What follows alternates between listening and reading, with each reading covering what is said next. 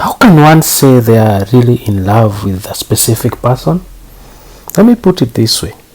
They are only in love with anticipation of the emotion they are addicted to. I say this because the same person could fall out of favor the next week by not complying. We are emotions and emotions are us. When you consider that, every aspect of you, your digestion, every group of cells that comes in for nourishment, then moves out to heal or respond to something. Those are all under the influence of the molecules of emotions. So, you may ask whether emotions are bad or not. Emotions are not bad.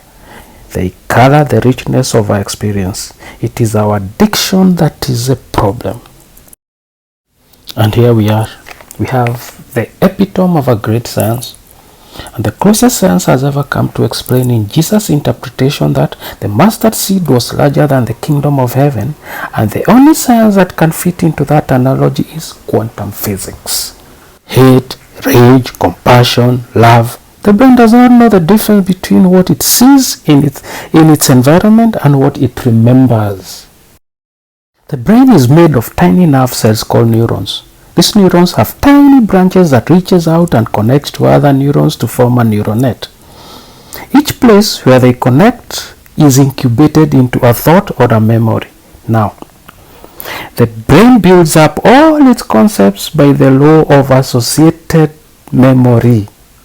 Example, ideas, thoughts, and feelings are all constructed and interconnected into this neural net, and all have a possible relationship with one another. The concept of feelings and love, for instance, is stored in this vast neural net. But we build the concept of love from many other different ideas. Some people have love connected to disappointment. When they think of love, they experience the memory of pain, sorrow, and anger, and even rage that they may have experienced. Rage may be linked to hurt, which then is connected back to love.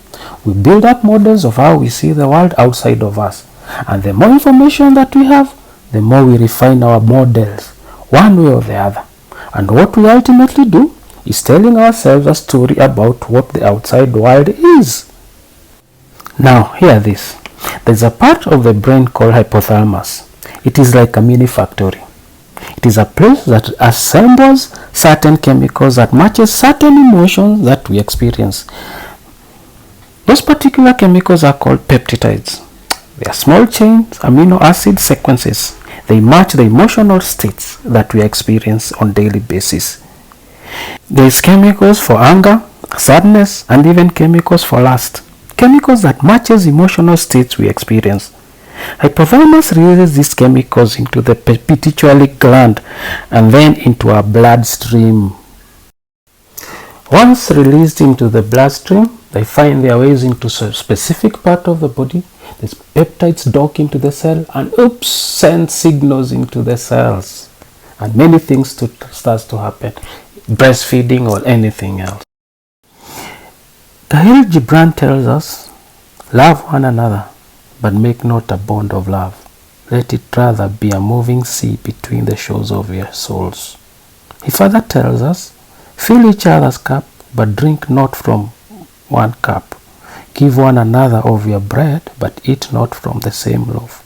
He tells us, sing and dance together and be joyous, but let each one of you be even as the strings of the lute flutes are alone, though they quiver with the same music. He further says, give your hearts, but not into each other's keeping, for only the hands of life can contain your heart.